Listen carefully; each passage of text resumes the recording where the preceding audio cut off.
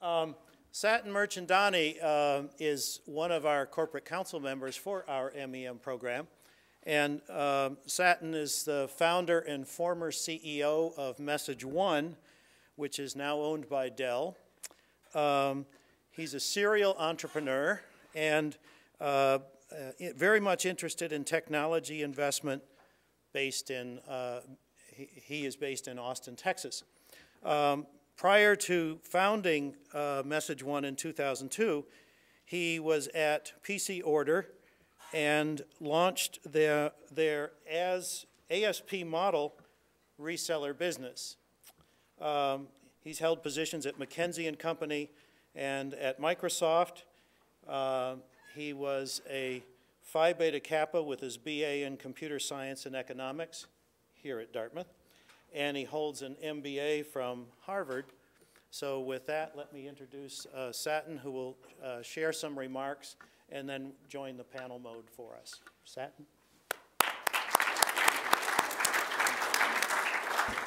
Thanks, Bob, and thank you all for being here today. I really appreciate this. I know it's a Friday afternoon, and I'm following John Donahoe, so I've got to lower your expectations here for a second.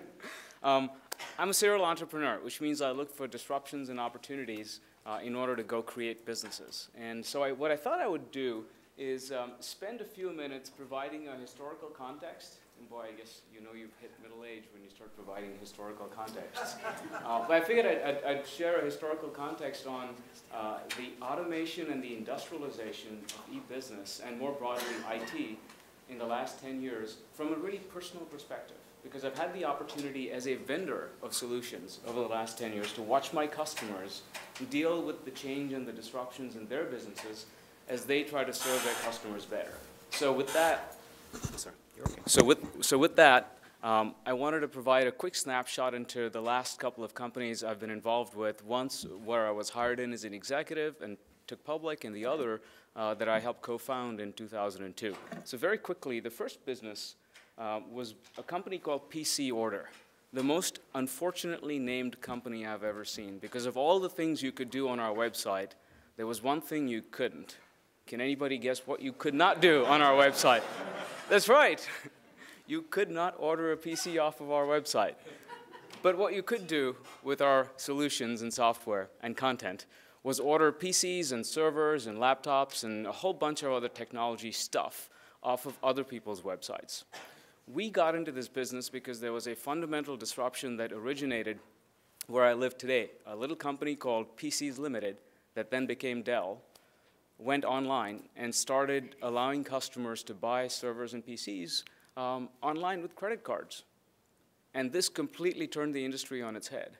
And that's what created the disruption for us to come in and help all of Dell's competitors move onto the web. And so that became the tagline for PC Order, moving the computer industry to the web. So our customers initially were Compaq and IBM and HP and Kingston Technologies and other hardware manufacturers that needed a web presence that would allow customers to go swipe a credit card and buy their stuff.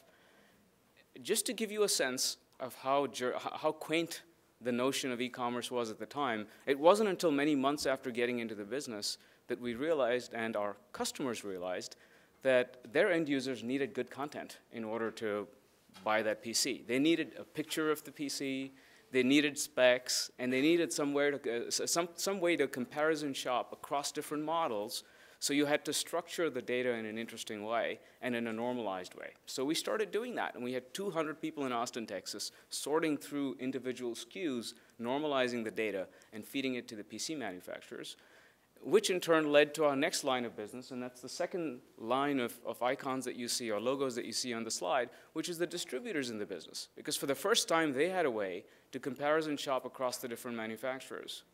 So we started providing them with tools that they could use for ordering PCs and for ordering interchangeable parts and interchangeable systems in a way that they could then offer that functionality to their VARs, their end users, and also to other web merchants. And that's how we got into our third line of business, which was providing content to people like ZDNet, CMP, Yahoo, Amazon.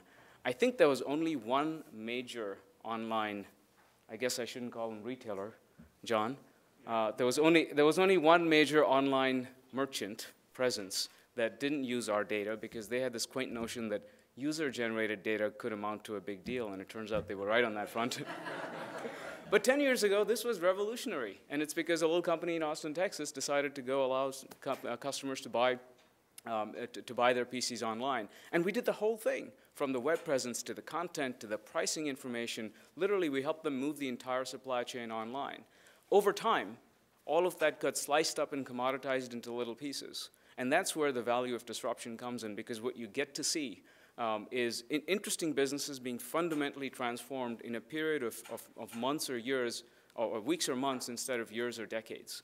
This industry has seen more disruption in the last 10 years than most industries see over 50 or 100 years. And I'm with John, which is I think you'll see a lot more disruption going forward.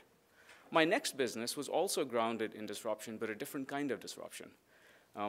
The unfortunate events of 9/11 caused a lot of businesses on 9/12 to realize that they couldn't run their businesses anymore because the old model of disaster recovery, where you take your people and you send them to the backup site, which is a bunch of cubes elsewhere and a bunch of phone lines elsewhere, didn't allow them to do business using the one critical tool that they'd come to rely on, and that tool was email.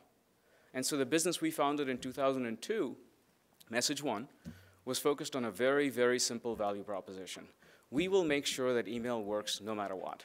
So regardless of whether you have a fire, a flood, a hurricane, or your data center goes down, or you've had a line cut, we will make sure that incoming emails get to the right inbox and outgoing emails look like they came from your primary system, regardless of whether they did or didn't. And we did this by having a bunch of shadow servers, often tier 4 disaster recovery data centers elsewhere. The point, though, and this is my brag slide, it's got a list of a lot of our customers by vertical, makes me real proud. But the core concept here is the same, which is there was a big disruption.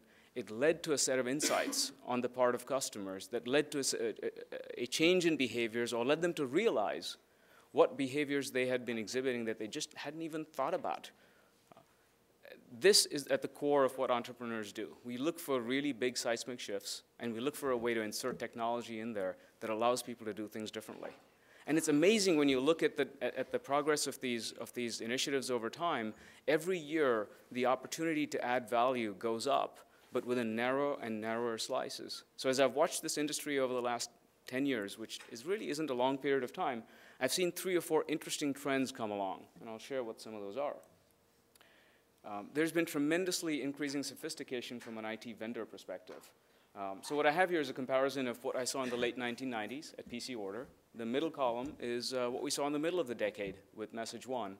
And at the very end, what I see today and what we see at Dell MessageOne, although it's a lot easier to get PR permission to use logos from companies that don't exist anymore, so you see only 2 logos up there, not 3. Please bear with me on that front. But there are 3 or 4 axes on which customer behavior has fundamentally changed. So one example, just at the very highest level, if you think about taking a function and industrializing it and making it much more commoditized, what typically happens? Well, one of the aspects that happens is your price points come down as customers get better at buying. When we were selling our e-commerce software in the late 90s, we were routinely making millions of dollars per sale, or 6-0 sales as I like to call them. At MessageOne, our typical sale had 5 zeros behind it. It was $200,000, $300,000. Today, in our business and equivalent businesses, volumes have skyrocketed, but price points have come down dramatically because what we're doing has become much more routine and standardized. So we've hit the elasticity in the curve, which is a good thing for our business. It's good for our customers as well, but price points have dramatically declined. Correspondent with that, the decision maker in this purchase cycle has changed. Back in the late 90s, going online was a fundamental corporate strategic decision. The CIO came up with some ideas, ran them by the CFO. There was a lot of financial analysis that needed to happen, and then the CEO got final sign-off. 5 years later, the CEO was not involved in these types of decisions by and large. Today, even the CFO often isn't involved just because the price points have come down and these technologies have become much more routine in the way they get implemented. From a vendor's perspective, what we do to generate business and to generate leads from a marketing perspective has changed completely. In the late 1990s, the way we got leads was we'd spend $50,000 or $80,000 and go to your industry trade show, set up shop, and we'd have 5 people at the booth, and we'd collar and buttonhole anyone we could and try and get their business card. And then we'd follow up with cold calls, and they wouldn't want to talk to us, but then we'd call again, and eventually they'd take the call. And personal introductions played a very, very big role. It's who you know and how do you get into that purchase cycle. Things began to change mid-decade. Direct mail became much more important. It became much more impersonal because buyers had a better sense for what they were looking for, and they didn't need constant harassment. Email marketing, basic SEO and SEM was prevalent. Today, leads tell us, or customers tell us, don't call me, I will find you if I need to find you. Right? So our entire job from a marketing perspective is to place ourselves in all of the positions we'd want to be. We seek to be found.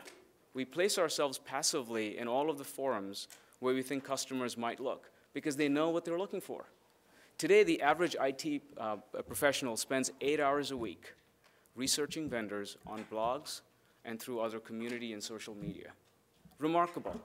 It's absolutely remarkable, which is why today the most qualified leads often come in from people we've never heard of. Right? These are people that went offline, talked to their friends, looked at blogs, looked at community resources, decided we had the right solution, came up with 2 alternatives, called us, and said, I'm looking at you, I'm interested in you, what's your price? And by the way, here are the 2 alternatives I'm looking at. It's put power squarely in the buyer's realm. Again, that's a good thing because volume has gone up so much that we truly do make it up on volume. But it's amazing to me in 10 years to watch a dramatic change in the what I describe as industrialization of this process. When a customer wants to know if a product does what it's supposed to be doing, functional integrity, in the old days we'd give them a demo. And it was often a flash demo or a PowerPoint demonstration, and that would generally do okay. By mid-decade, they were asking for test accounts in our production systems. Sign me up, let me go use it on my own time. Today, they say, give me a VM, I'm going to download it, install it on AWS, Amazon Web Services, and check it out for myself. And if I like it, I'll call you, and we can talk about price at that point in time. It's a completely different process. And the classic RAS, reliability, availability, and security discussion has changed dramatically.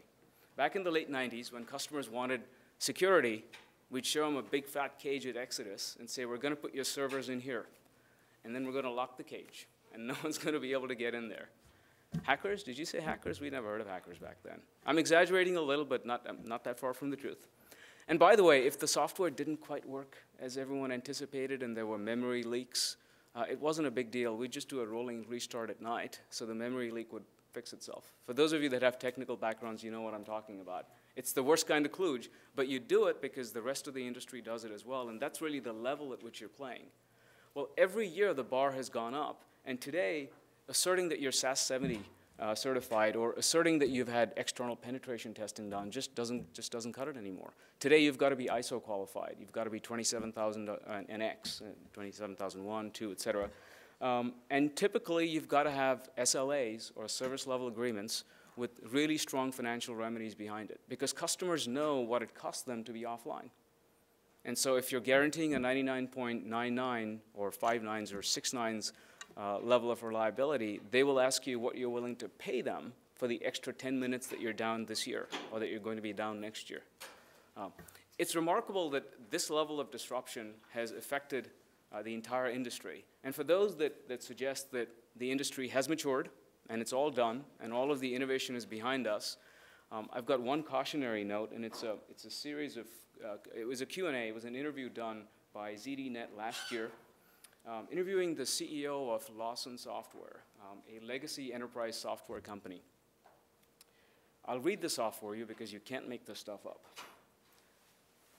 The title of the article was Lawson CEO Harry Davis doesn't believe in software as a service, or the cloud, if you will. The question was, all the other big players are going on demand. Is cloud computing the next big thing? Larry's answer is, this on-demand SaaS phenomenon is something that I've lived through 3 times in my career now. And my prediction is it'll go the exact same way as the other 2 have gone, absolutely nowhere. SaaS is not God's gift to the software industry or the customer community. People will realize the hype about SaaS companies has been overblown. Follow-up question, won't people avoid the mistakes of the previous SaaS incarnations, as you mentioned. People are stupid. History has shown it repeats itself and people make the same mistakes over and over again. Question, but what about your competitors? Aren't they offering SaaS models? Larry Ellison of Oracle has the same perspective I do. He accidentally funded Salesforce and NetSuite. He didn't really mean to. They've had small successes, but overall they've been spectacularly unsuccessful. That was a year ago, and he said SaaS would be dead in 2 years. So we went back and did a comparison of revenue changes for SaaS businesses versus legacy software businesses in the last 12 months, in the midst of the worst recession we've ever seen. Guess what? SaaS revenues are up 19%. Legacy software revenues down 12.5%. So my only real message here is the potential for disruption is alive and well. I'm not going to put myself out on the line and tell you where I think the next biggest innovations or disruptions are going to come from, but they're absolutely out there.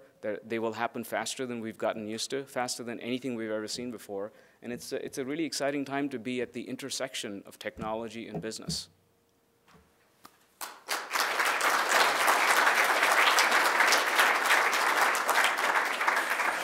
We have time for a few questions directed at Satin before I ask Jason to offer some remarks and we sit the paddle down. Yes. When people talk about competitive strategy, they still sometimes talk about slowing down the rate of commoditization. And it seems, I'm exaggerating a little bit, but that's a battle that you can't really win. So as a business manager, how do you embrace that accelerated rate of commoditization? How do you accelerate it? How do you embrace it? How do you embrace it? Fight against it? Got it. This has received wisdom, but I've now been around long enough that I actually have come to believe it. You've got to embrace it, and you've got to commoditize yourself and disrupt yourself before anybody else does. In the software industry, what that generally means is you offer increasing value for the same price point or a modestly higher price point on an annual basis. And the reason that works is because it costs you 4 times as much to acquire a new customer as it is to retain an old customer. So if you get a customer to pay you for year 2 and year 3 and year 4 and your install base goes up, you see that leverage on the sales and marketing line. So it actually does pay, but it comes in a different way. It comes from avoided cost in sales and marketing. It doesn't come directly out of the customer's pocket. Was that too complicated? Oh, okay, I'm sorry. I've got graphs in my head and I'm trying to explain the lines. Maybe another question, if there is one. All right, let's... I have one. Oh, yeah. I'm sorry. What? Only if I get to ask you one back. And you know which one it is, too. So, Nate, what do you think? You wouldn't say what you're interested in next thing, but what are the areas that you think are most ripe for disruption and innovation as you look across technology as a serial entrepreneur? There are probably 3 areas that are most interesting only because they're wide open spaces. One is, as big as Google is, search has not been solved. There's a tremendous amount of work that needs to happen in search, particularly as you think about it from a local perspective. And with your Craigslist, I mean, you know this at far greater level of detail than I would, but it just feels like a very large, ripe opportunity that we'll be chipping away at for years. And a lot of fortunes will be made, some will be lost, but many will be made without solving necessarily the problem completely. And I love that profile for markets. That's one. Another is mobile, particularly as it relates to location-based opportunities. And you went through several of them in your talk. I'm a big believer in that. The dynamics are interesting because you have very large platform players who are motivated to decrease the barriers to entry. And so to your point, there's a really strong Darwinian effect. So you get big real fast or you lose real fast, which is great from an investment perspective. That's number 2. And number 3 is a linkage between mobile and payment systems, which again, we did not prep this ahead of time, okay? But I'm hitting all the themes that John did. Payment systems is a very, very big unsolved problem, particularly internationally. And it's at an intersection of a huge human need combined with a lot of regulatory and compliance and fraud and security-related constraints, which is why it will fragment and it will be solved differently in different geographies, as well as in different interaction modes between the buyer and the seller. So, but again, just tons of money to be made there eventually. So my question to you, John, is I was watching CNBC, I think it was a week ago, And you said to, I think it was Maria Bartiromo, I couldn't care less whether we call this company eBay or something else in 5 or 10 years. Did that have any real impact internally from a cultural perspective? Did you get anyone, you know, yelling and screaming? The people loved it, the eBay people hated it. What I said to both is, we got to worry about customers, competitors, and disruption, not around what our company's called, which I think is your point as well. Now we can hear from the guy that's got all the money. Yeah, That's there right, you go. Exactly. Thank you, sir. Well, thank you.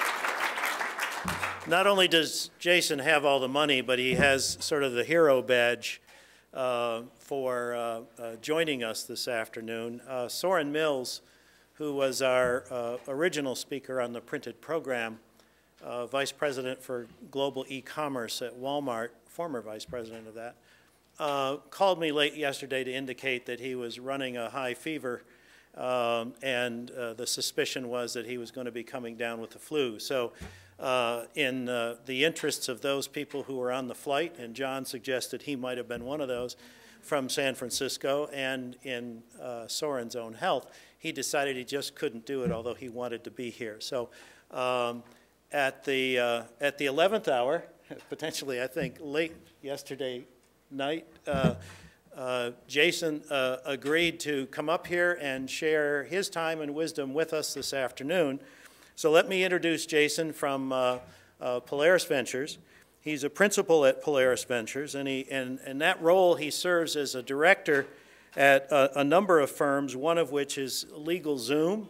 And I spoke with a colleague this morning, Oliver Goodenough, about what is Legalzoom. So I got the capsule description of Legalzoom, and Part Source, and there's one or two others as well. He was part of the team in the development of the Atlas software suite at Quantive, which is a company purchased by Microsoft in 2007. That's a digital marketing service. He also has ties here at Dartmouth. He's an award-winning Tuck School MBA graduate, and he came to Dartmouth with an undergraduate degree from another competing institution at Duke. So welcome, Jason, and appreciate your participation.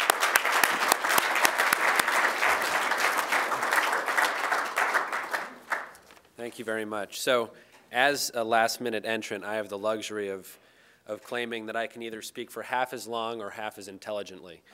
And I may use both of those bullets. Quickly on Polaris and what we do, we actually do many things, but we're a venture capital and private equity firm. And so we invest in both early stage and later stage companies. And in e-commerce in particular, we tend to focus on later stage companies for a host of reasons, which I'll get into, some of which I'll get into. But later stage for us are companies that are, I would think of them as having revenues between 10 million and 100 million or 150 million, and they're typically profitable. And those are the two most important things. But what those two things indicate is that there is, in fact, a company there that is formed that has proven that the market exists for their product. So there's revenue. And they've also proven that there is a business model there because they can make a profit while executing on that business. So we are working in companies that are smaller, but within e-commerce are typically growing extraordinarily fast.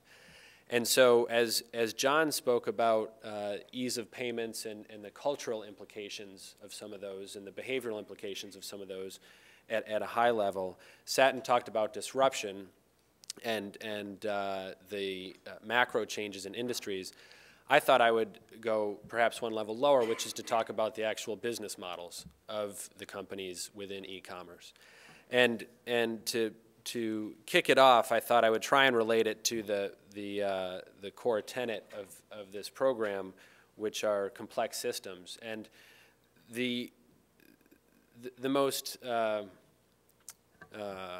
fascinating thing about e-commerce companies, in my view, is how tightly linked the systems are and how sensitive they are to each other. And so the example I'll give is that we have a company which I need to be a little bit cryptic on because we're just closing on it today, that is a female-targeted online apparel and accessory society. And what that means is women will come in and fill out a style profile, so we understand what their tastes are, and then we'll recommend shoes, accessories, clothes to them that fit their style, with the promise that there is a set price for any item we offer them. So all shoes will be at a certain price, all accessories will be at a certain price.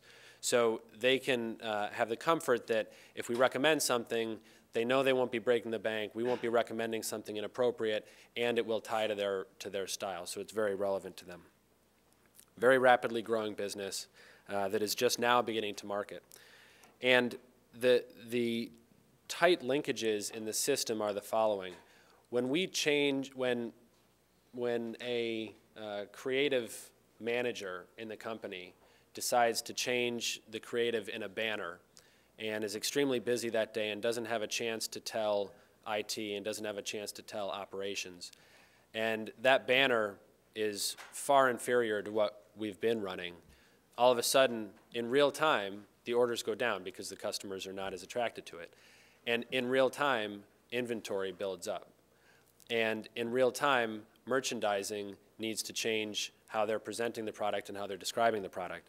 And in most cases of companies of this size, mid-market companies, the second and third elements don't ever happen, and they happen much later. And so the sensitivity between them all has extreme financial impact in a very meaningful way.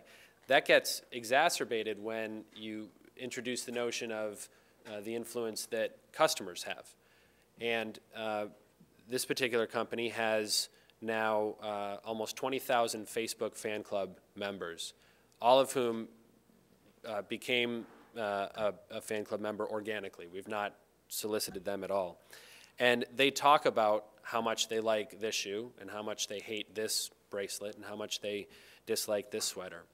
And so what happens is if we're off slightly in recommending X shoe to Y customer, that gets realized in real time on Facebook, and it sets off a series of events in the system that need immediate reaction time, and without that, they have broader implications.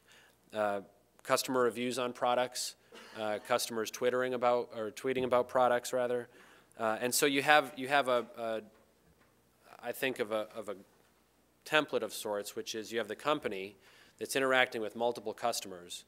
You now have customers that are interacting very actively with each other, and then that has an impact on the company and its competitors. And those four linkages are shortening every day. So with that as the backdrop, what I thought I would talk about are about half a dozen elements of a business model that we look for in e-commerce. And I would say this applies to early stage e-commerce companies and e-retail companies, but also later stage ones as well. And with each one, there's a catch. And as investors, what we're trying to do is find companies that have as many of these elements as possible, will fall into as few of these traps as possible, and you know, we think that increases the odds of success. So the first is an analytical culture in the organization, and that's squarely a function of what I just talked about, which is understanding the analytics and the numbers and the quantitative spirit of every action that's taken is critically important. And so we like to see marketers who they may need, somewhere in the organization needs to have an aesthetic feel, but that they'd rather live in Excel than live in PowerPoint. And the catch to that is that you do need some aesthetic appeal. You do need something that is not only functional to the consumer, but is also appealing to the consumer. The second thing is sustainable differentiation in a model, and I think that's equivalent to entry barriers. So I'll try and use examples for a lot of these. Opentable, how many of you are familiar with Opentable? Okay, so Opentable is a reservation system for restaurants. Service Magic is another one where it's a network of independent contractors across the country that can help you do things to your home, whether it's plumbing or replace your roof or paint your house. And on those networks, you can go in and say, this is what I need, this is when I need it, this is what I'm looking for, and they will deliver to you people who have that exact same, need, or not need, who perform that exact same function. And so it's a matchmaking system in real time that is dense enough that in any town in the country, they have enough suppliers that it would fulfill your need. The trick to that, from an investor standpoint, is to find the right point on the entry curve, because those businesses are typically very expensive to build. To build that network takes time and takes money. Once you have that network, you have extremely high entry barriers, and then from a business model standpoint, the margins tend to expand extremely rapidly. The third one is one that we've mentioned here, which is, in our view, one of the most important, and that's the lack of ability to price compare. So comparing prices is increasingly easy online, and eBay is in a great spot because many of their products are not price comparable because it may be used or the box may be opened. But Newegg, which someone referenced earlier, with the exception of the SKU differences, can often be price compared. And with shopping channels and shopping comparison engines growing, with widgets and RSS feeds and this Shop Savvy as an example, comparing prices is exceedingly easy. So we have a couple investments that we think circumvent that, and it's helped us in some meaningful ways. One is Legalzoom. And for those of you that don't know, Legalzoom is an online legal service provider. So if you wanted to file a provisional patent, or if you wanted to start an LLC or an incorporation, or if you wanted to set up a will or a living will, you could do all of that through Legalzoom, and it would cost about 20% what you would typically expect to pay a lawyer. And it's consistent quality and high customer service. You interact with humans frequently. It's hard to, you can't compare one LLC formation to another because there's varying levels of quality. Another example is Art.com, which is the largest provider of custom frame posters and prints. There are many great things about the business, extraordinarily high SKU count, so you could never find it in a store. But they also do about 60 to 70% of their business is custom framing. And if you've ever had something framed, you know that you buy the poster for $12 and you go to get it framed and the framing is $700, and you don't realize what happened between $12 and $700. And not only does Art offer a better value proposition and a lower price, but you can't compare a custom frame print on Art versus any other site. And so that leads to higher gross margins, and that leads to a lot of other financial benefits. The fourth is recurring nature products. There are, and so some examples, private sale companies are all the rage right now. So Rue La La and Gilt.com and Haute Look. The largest sort of pioneer in the business is Vente Privée in Europe. And they have, it's the sample sale model. So they have a sale on Tuesday at noon for Prada items. And they only have a certain amount, and it sells out very quickly. But every day they have a new set of sales. And so they keep bringing you back with the notion that tomorrow may be something that you like, the next day may be something that you'd like. We've looked at a lot of businesses in home goods, so lighting and fixtures and even furniture in some cases. And they get to be reasonably big businesses in the grand scheme of things, but $10 to $40 million revenue businesses. But the problem is that if I buy fixtures for my home, I'm probably not going to buy fixtures for my home for another 4 or 5 years at least. And so you need to constantly reacquire the customers and constantly rebrand yourself.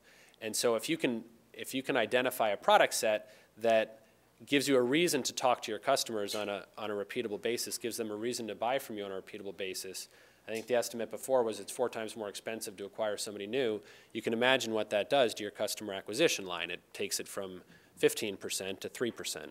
And all of a sudden you have a much more profitable business, you have a much more predictable business. The next point, and there's I think 3 more, is creating passion and community among your user base. and the ability to build a relationship with the customer. And I think the best example of this is Netflix.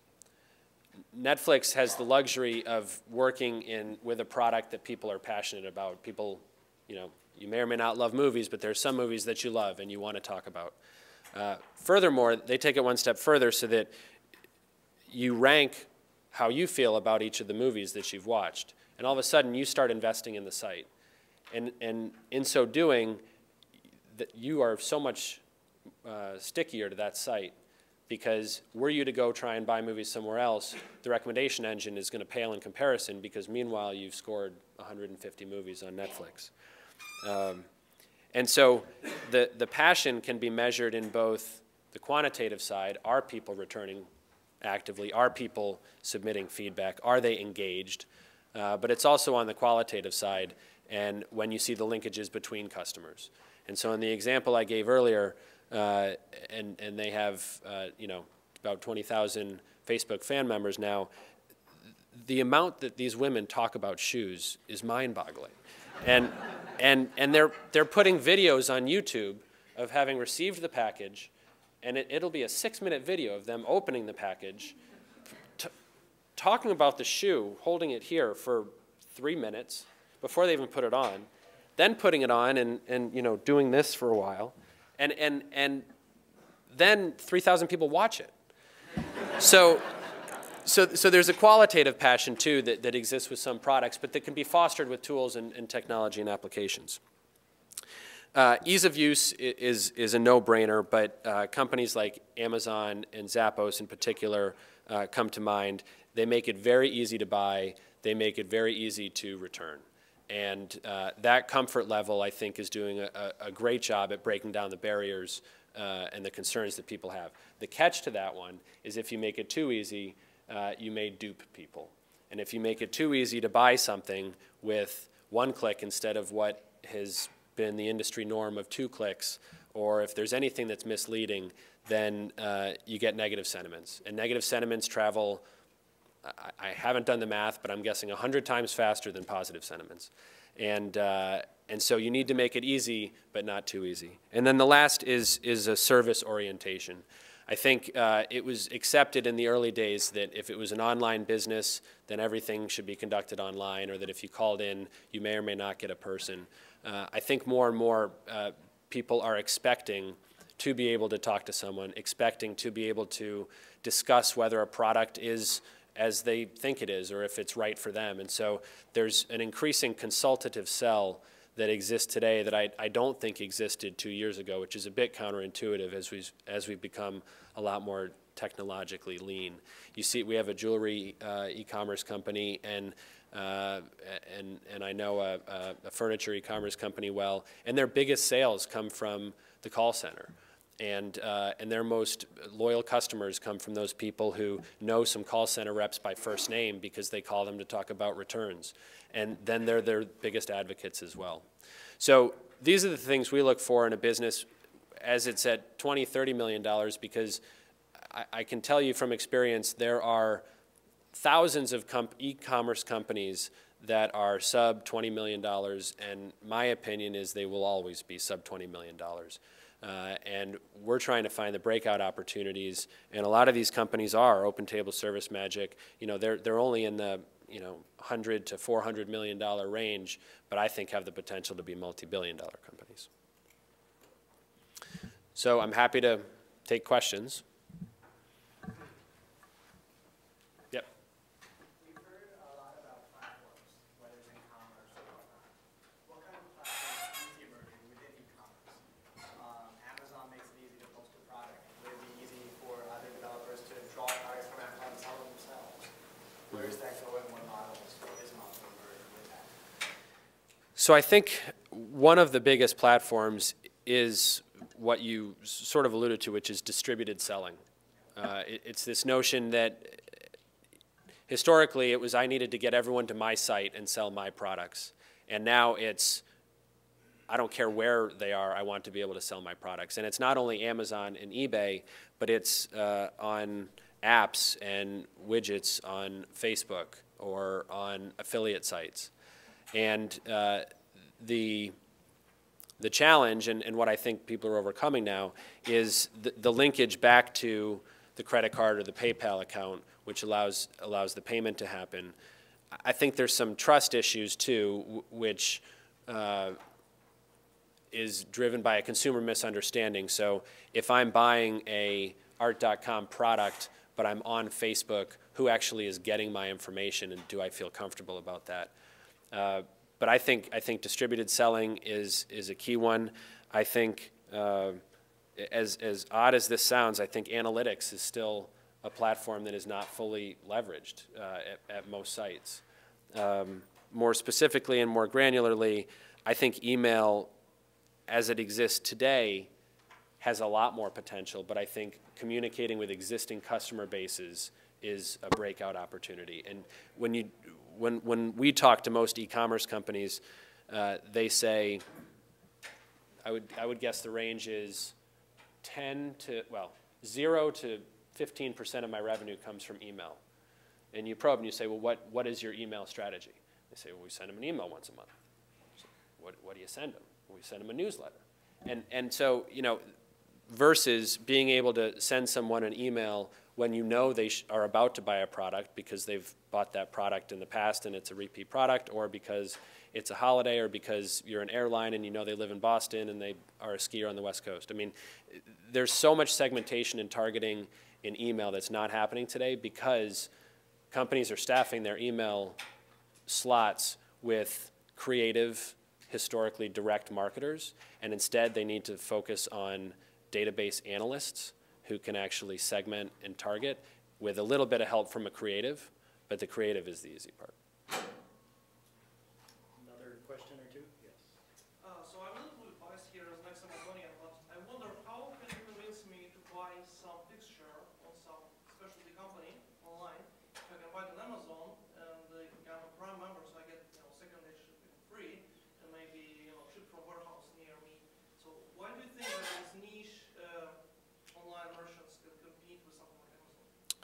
That's a great question. The niche sites that come to mind are the microsite, sort of mega niche companies like CSN, Hayneedle, Cymax is one in Canada.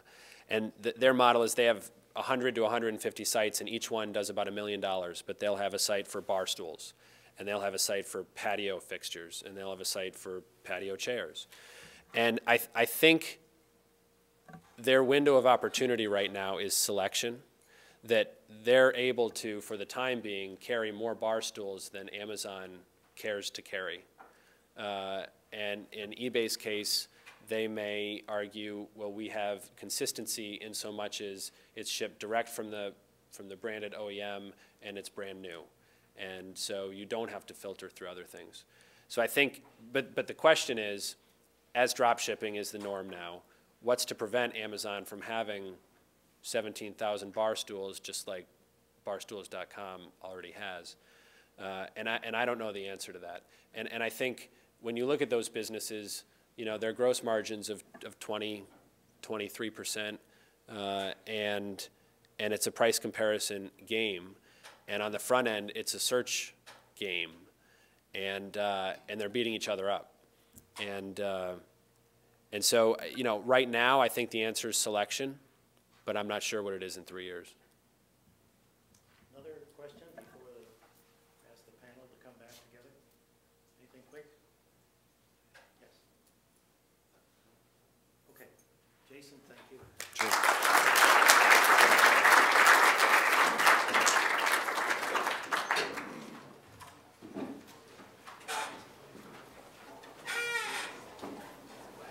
So while they're sitting down, if you can think of some questions that might not have been thought of before that would be addressed by the panel members collectively. That's generally the intent of this particular part of the session. Anybody care to start that process off? Yes. What is the next major mega platform that we don't yet know about or hasn't been invented yet?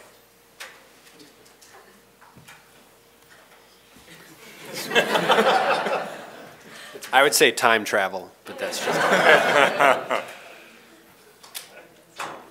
And is that imminent, Jason? In what regard? In particular to the application of e-commerce or in consumer behavior? I was in particular focusing on what John was telling us earlier about the iPhone being a platform and that eBay and PayPal are platforms and that increasingly commerce is gravitating toward those platforms as a mechanism for doing business. So my question is, what's the next platform that we don't yet know about? I mean, I'll mention one. I don't know if this is a platform, but video. The fact that you can do a Skype video call for free from anywhere to anywhere in the world, and it's happening with YouTube, just the ways that video is going to get embedded into things that we can't imagine. And I don't think there'll be a single video platform provider, but I think you'll see video brought into a lot more situations in the next 3 to 5 years. Now, who can benefit from that and who can drive that, I don't know. But as a trend, that's one that comes to mind for me. Other questions? Yes, Mark. Building on that last comment, you mentioned that Skype maybe wasn't central to your business because it wasn't bringing together a buyer and seller. It seems that there might be real opportunities there for video to bring together a buyer and seller. Probably one of the reasons why people still shop in stores is because they like to see the item or interact with it. You might be able to increasingly do that by video. Aren't there business models out there that build on the use of Skype for matching buyer and seller? I mean, this is interesting because it gets to what I think all three of us would agree with.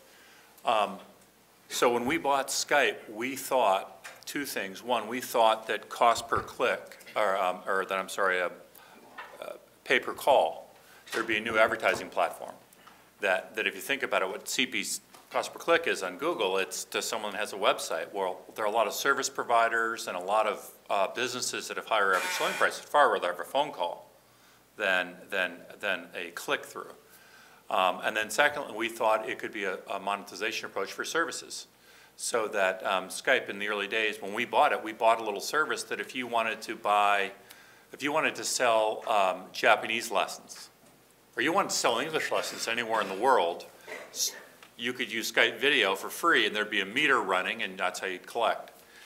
And I think now what we believe, and I'll be on the Skype board, is Skype will be a platform and these applications will be built on top because it's really hard to innovate for all the little use cases. And a lot of the innovations I think are increasingly hard for a platform provider to do. They have to be the more niche-like or specific use case-like provider. So. Makes sense. If I could, I realize the question was directed specifically to the eBay Skype sort of conversation, but if I can pile on and just say, from a discipline perspective, it's really sexy to infer causation when in fact all there is correlation.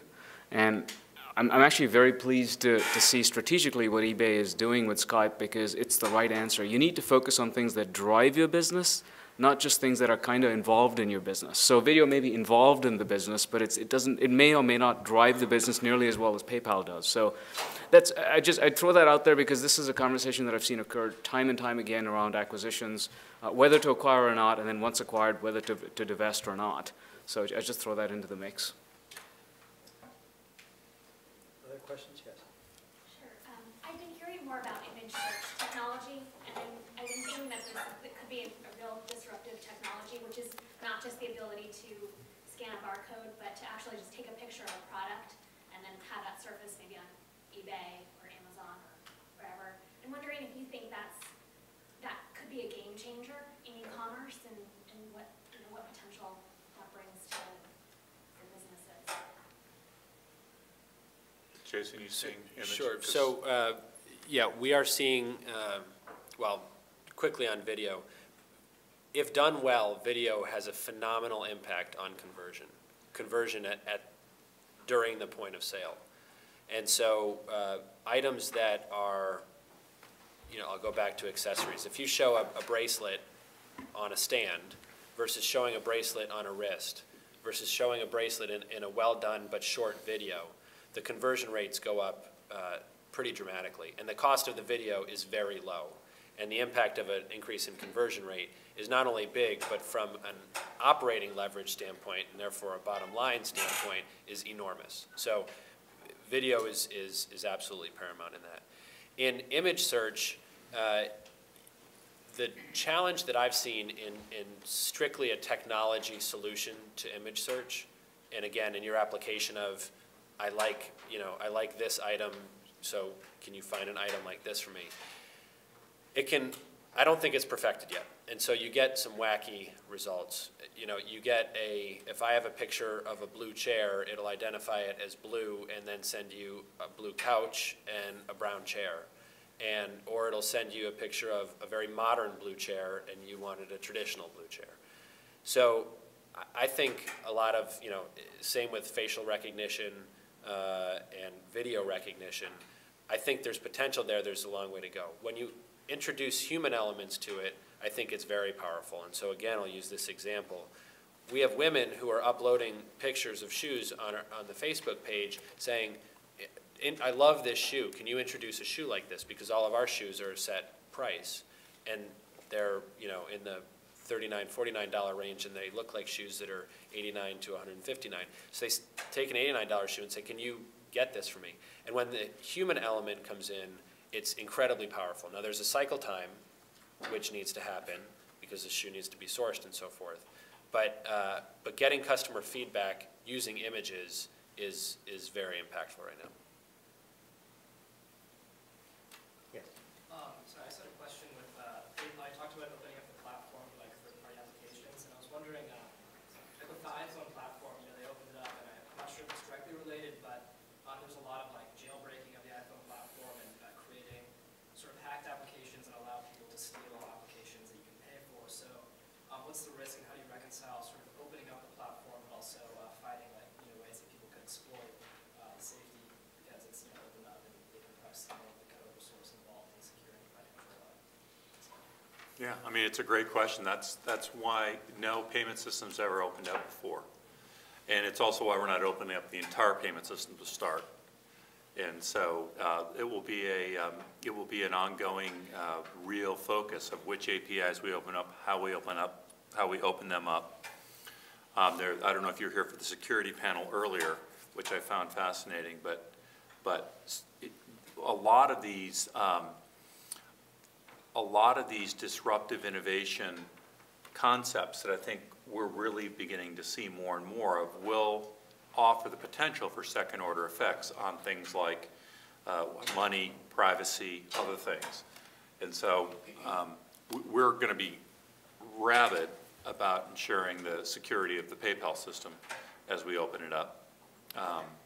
But it's it's something that it'll be an issue. In the back? Somewhat of a related question, specifically to PayPal and monetization platforms. Right now, for example, in the iPhone, they take a 30% cut, and that includes the in-app purchases. And a lion's share of the profits and payment, let's say with credit cards, they take 2 to 3% on all the transactions. A lot of mobile payment platforms are looking, and kind of plug and play are looking at the 10 to 15% range. So one is, do you see the ease of payment having a higher share of that because they're paying for the convenience? And two, what type of companies do you see taking that lion's share of the profit in these new payment platforms? I think there'll be, we could probably each answer this. I'll say from where we stand, what we're trying to do with PayPal is being the lowest cost platform. And then there'll be applications built on top. So if you're a virtual gaming company right now, the margins are so high that you want the ease of use to be so high that many of these virtual gaming companies basically write off 30, 40%. Because someone says, well, I didn't buy that. And they say, fine, I don't care. It was software at a zero marginal cost. I don't have time to chase it down to see if someone got it. So I think you'll see virtual gaming payments applications where they could accept a take rate of 4, 5, 6, 7%, 8%, 10% if they get them a lot of ease of use. As where in you know, consumer electronics, where the margins are really, really low, the difference between a 1.8 take rate or merchant discount and a 2.4 can make a big difference to the entity. So I think payments is going to, the whole notion of the credit card system offering a ubiquitous payment system, I think is a little bit misleading. I think payments are going to fragment in terms of the actual consumer use cases and the pricing. If I could add to that, I'd say I'm not smart enough to know where the winners are, so I look for kind of signposts. And there are two industries that always seem to be at the leading edge of technology sort of adoption: online gaming and porn. So go look at what they're doing. They will probably show the way.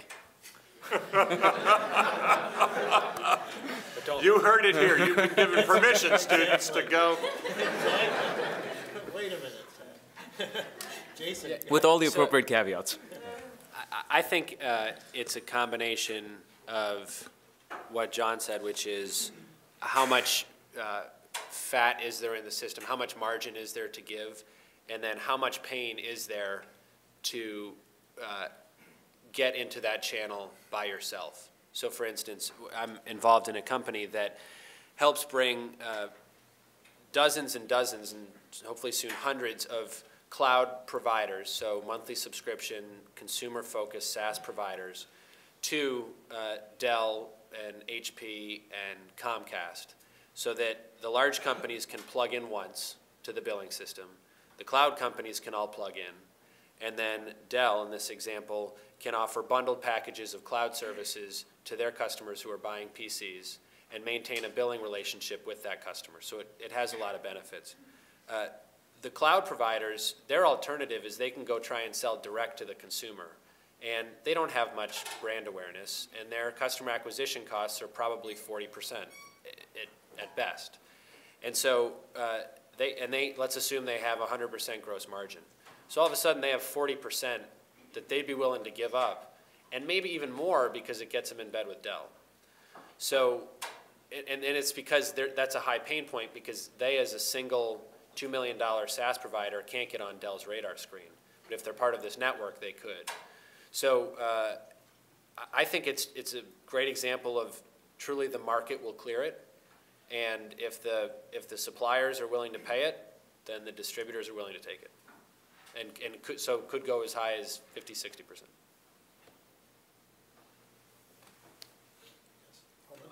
So you spoke about bottlenecks, right?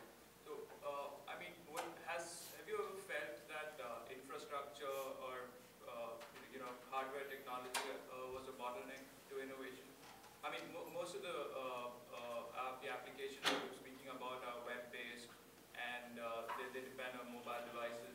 And we've seen, I mean, we haven't really seen so much improvement in wireless or in coverage of in infrastructure for wireless networks and for batteries, for instance. So have you ever felt frustrated by the fact that you could have?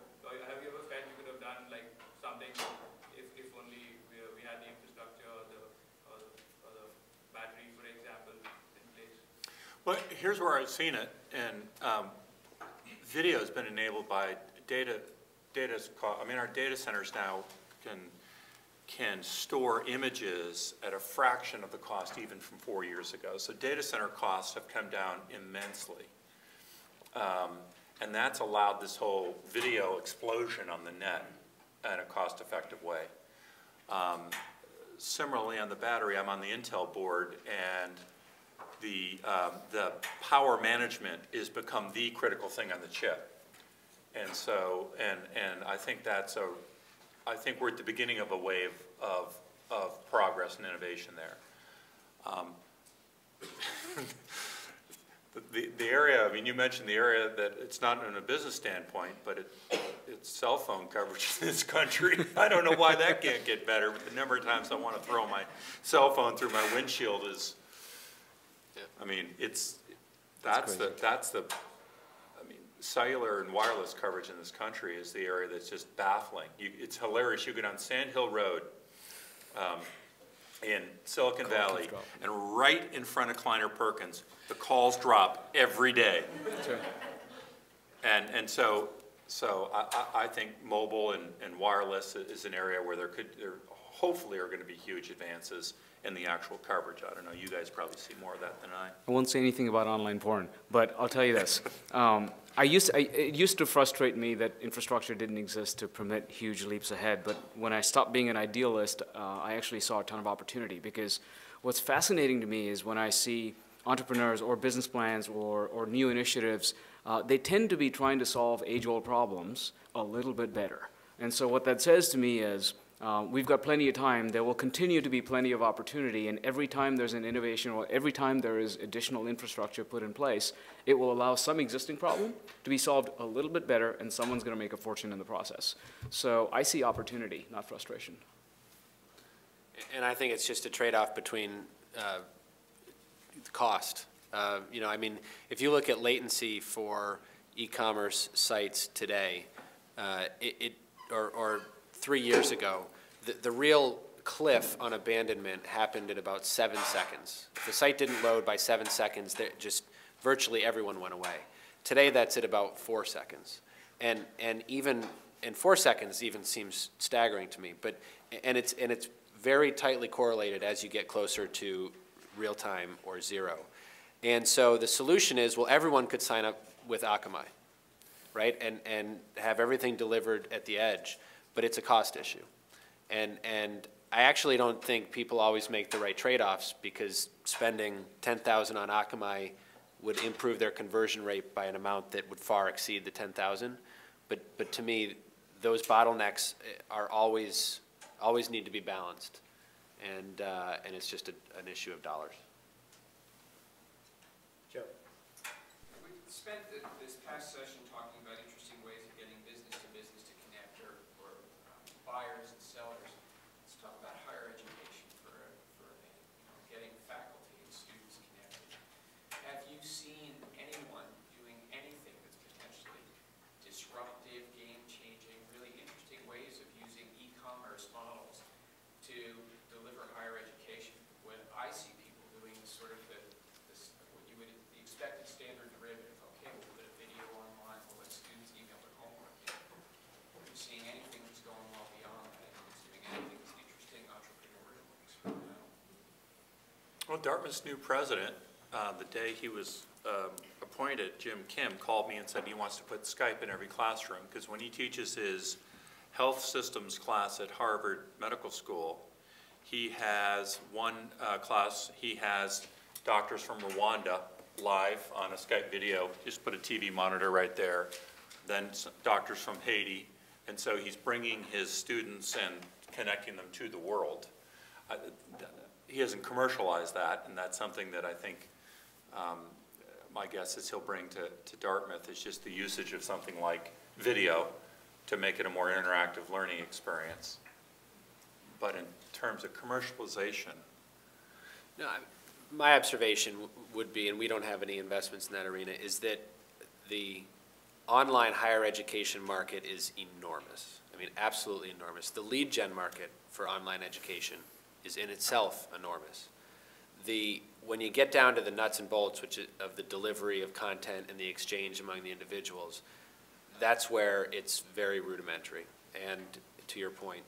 And I think that the challenge that we've seen in businesses that are trying to pursue it is, number one, you need a lot of constituencies to buy in. You typically need not only the students and the professors, but that school, and in some cases in public institutions, a broader decision-making process. And secondly, there's often not a lot of budget, because the consumers, or the students in this case, don't necessarily want to pay, and the schools are often claiming to have tight budgets. And so without a lot of dollars and with a lot of mouths to feed, we see a lot of companies start down the path and then realize that life's too short. I've got just one specific example I've seen lately, and it wouldn't really apply to an institution like a Dartmouth, But if you focus on four-year colleges, public colleges or community colleges, whose target market would tell you that degrees take too long and cost too much to get because students, for one reason or another, end up taking 4.5 or 5 or 6 years to graduate. Sometimes because they just didn't spend the time up front planning, and or if you look at high school seniors who make a decision, a conscious decision not to go to college because they just don't have enough information to tell in a deterministic way whether or not they'll actually be done with an economics degree in X amount of time. I've seen one very interesting little company that started off, it's based in Austin. It started off as a social networking site called Pick a Prof, and it allowed high school seniors to put together a curriculum that would get them to a degree in X or Y or Z based on the classes that were available at that point in time. And they'd pick the professors they wanted to work with, and it sort of become a scheduling system. Turns out that has now become very popular with large public universities because it's a way to decrease the barrier for students who might otherwise not get there, or decrease the cost for students that want to be done in 3.5 years or 4 years on a fairly deterministic basis. So that's the one example I've seen where it really does make life a lot better for a key constituency, and that constituency typically doesn't have multiple stakeholders. Right? The student pays $10 a year. The parents get access to it. They see how the kid's doing. They see what classes the student has or hasn't signed up for. So there's a level of joint planning and transparency that's pretty interesting. So I think the social networking aspect could have a lot of value in the higher ed space. There are very few scenarios in which the statement I'm about to make would make sense, but I actually think healthcare may lead the way on this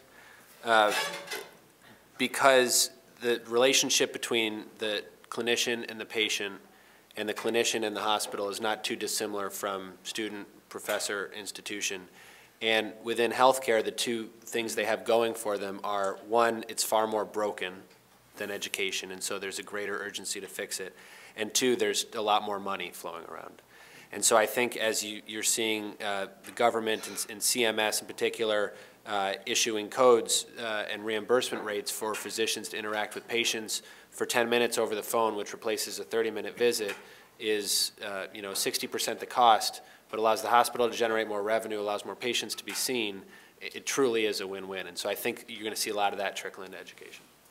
If I may, a little time management here. One more question. You've tried several times. I would ask what the long-term solution to internet, email, security, and control of the ungodly amount of spam that comes in.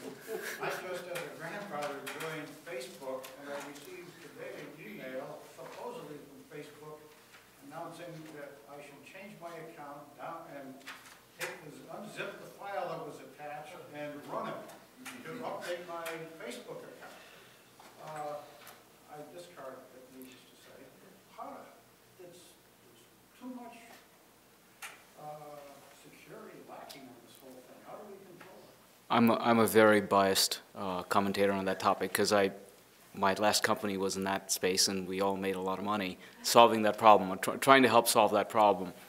So I would say at some level there are technical solutions to it, but we as a society face a real issue, and it's exactly what you've described, which is there comes a point where the burden of deploying technology and using new technologies is so great, and the learning curve associated with adopting it is so painful that entire classes of technologies will get shoved aside. So I think it's in all of our best interest to find a way to solve it economically, not just technically. I agree, it's a huge issue. Others? I mean, the last panel, did you see the last panel? The last panel was addressing this, I thought, and pretty interestingly and pretty thoroughly. And I don't think there is a good answer, was my takeaway. That's right. This is a virus that won't go away. It would. The one interesting thing is our kids don't use email. Our kids are growing up in a generation where email is going to increasingly be for our generation and older, and they're texting and they're using the social networks and they're using Skype. And so the other thing to keep in mind is there'll be, and then the fraudsters will come to find ways to text. And I mean, the point of the previous panel is, don't worry, they'll get there too, eventually. But But the one thing to keep in mind is email is going to be considered, if we think about our marketing over the next 5 years and the number of emails we send out, email is not how we're going to be able to reach our target market. My guess is many of the students, many of the Dartmouth kids don't check email anymore. So that's this whole notion of technology and the speed of change and how quickly things get disrupted. If you will join me in thanking the panel.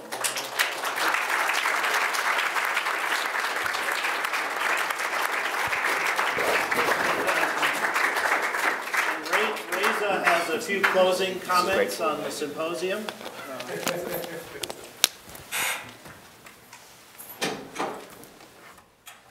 I would just like to thank everyone for attending the symposium and all the speakers and panelists for giving us their time and for you guys for showing up. I also would like to thank the co-organizers of the symposium, Professor Grace Sabenko and Jean Santos, and several members of the staff that I could name them all in a row. Jamie, perhaps would miss a few names, Karen, Marcia, and Fern. Several people at the IT department and the communications for all of their help and support to make this happen. And last but not least, Joe Helblig, who generously proposed doing this symposium for at this time, like 2 years ago. So thank you, everybody.